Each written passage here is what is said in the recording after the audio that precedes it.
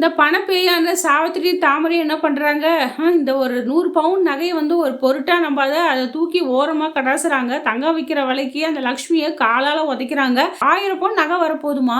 After all இந்த நகை வச்சு நான் என்ன பண்ண போறேன்? இத ஏன் நீ பைய கட்டியா புடிச்சிருக்க? இதெல்லாம் தூக்கி ஓரமா போடுமா, எங்கனா பெரண்ட மேல. 1000 பவுனுமா?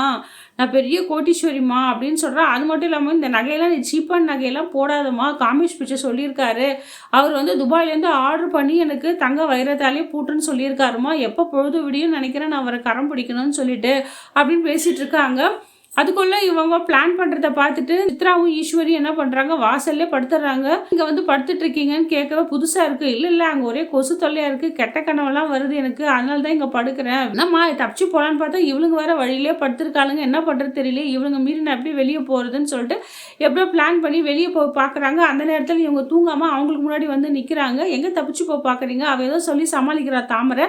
இல்லை வெளில மோட்டர் போட போனேன், இல்லை ஒரு வேலையாக போனேன்ட்டு, எந்த வேலையாக இருந்தாலும் என் பொண்ணு உனக்கு செய்வா, கல்யாண பொண்ணு எங்கேயும் போகக்கூடாதுன்னு சொல்லிடுறாங்க. தாமரை காமேஷ் பிச்சு கால் பண்ணி பேசுகிறாங்க. என்னங்க விழிஞ்சா கல்யாணம், நீங்கள் எந்த லெவலில் இருக்கீங்க, வந்து என்னை கூட்டிகிட்டு போயிட்டீங்களான்னு கேட்குறாங்க. அதை பற்றி நீ கவலைப்படாத லோட்டஸ். கரெக்டான நேரத்தில் வந்து நீ வந்து எதுவும் எடுத்துகிட்டு வரக்கூடாது, போட்டிருக்க ட்ரெஸ்ஸு மட்டும் போதும், உங்கள் அம்மா வீட்டிலேருந்து எந்த துணி பணியும் எடுத்துகிட்டு வரக்கூடாது, உனக்கு நான் எல்லாமே நான் உனக்கு போட்டு அழகு பார்ப்பேன், என்னை நம்பி தைரியமாக வரலான்னு சொல்லிட்டு பேசுகிறாரு. அதுக்கு முன்னாடி வந்து நான் சீக்கிரமாக வந்துடுறேன், நீ கவலைப்படாதன்னு சொல்கிறாரு. கடைசியில் கல்யாண நேரத்தில் இந்த காமேஷ் பிச்சை வந்து தாலி கட்ட வர டாட்டா பாய் காட்ட வரான்னு தெரியல.